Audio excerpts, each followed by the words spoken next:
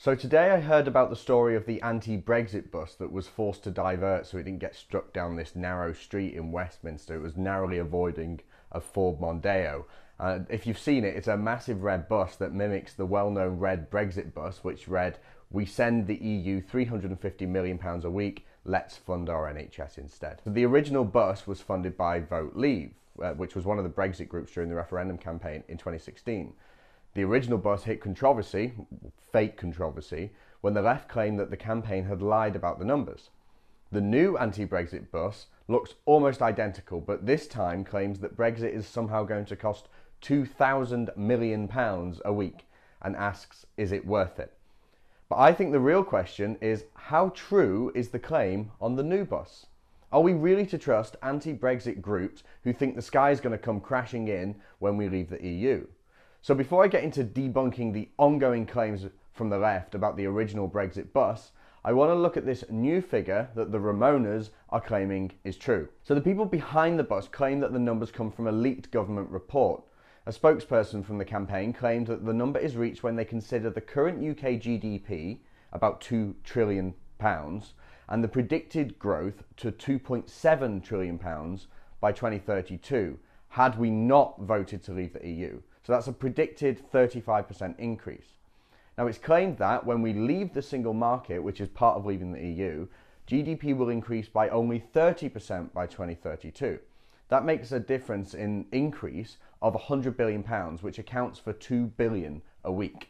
First of all, the bus is suggesting that this is a weekly expenditure, that it's a cost that we're paying, and it's not. It's a predicted reduction in growth. But secondly, it's also based on a yet-to-happen trade deal post-Brexit. We have no idea how trade deals are going to work out, but given that Britain will once again be a global trading nation, what's stopping us working out deals that grow our GDP more rapidly than if we'd have stayed in the EU? We don't have a crystal ball. Remainers think they do, but they've been wrong, time and time again. But what irks me the most about this situation is that the left still uses the original Brexit bus as a stick to beat us with.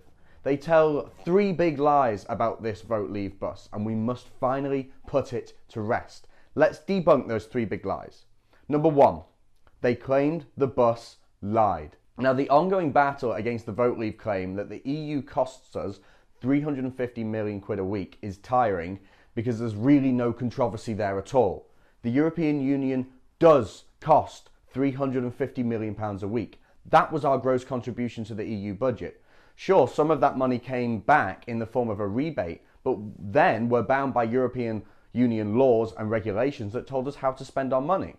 We spent £350 million a week. That left our budget and went to them. Therefore, the European Union cost us £350 million a week. Number two, they said that we promised the NHS £350 million a week. Now, just reading the side of the original Brexit bus showed that when the left claimed that Vote Leave promised to spend £350 million a week on the NHS, they're lying through their teeth. It literally says on the bus, let's fund our NHS instead. First of all, that's a suggestion. It's not a promise. Vote Leave is not a government body. Vote Leave has no direct influence over government policy, and they are therefore unable to promise anything to the NHS, let alone £350 million a week. And furthermore, when the bus says let's fund our NHS instead, it's not committing or even suggesting any figure. It's simply saying let's fund our NHS instead. Number three, they blamed it on Nigel Farage. Do you remember when Good Morning Britain sat Nigel Farage down and gave him a good talking to and a good roasting for the £350 million claim? I've got my issues with Farage, but I don't know how he was able to keep his calm when Suzanne Reid and Piers Morgan smugly asked him, can you guarantee that's going to the NHS?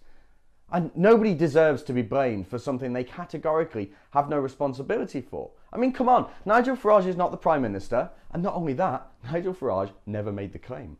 Farage wasn't even part of Vote Leave. He was a supporter of Grassroots Out. So when they ask him, can you promise that money's going to the NHS, then no, of course he's not. He's not the Prime Minister, and he'd never made the claim anyway. And that's that. The original Vote Leave Brexit bus made factual claims about real life cost. The anti-Brexit bus made dubious predictions and nothing else. The original Brexit bus was never a promise to spend any certain amount of money on the NHS, and Nigel Farage had nothing to do with it.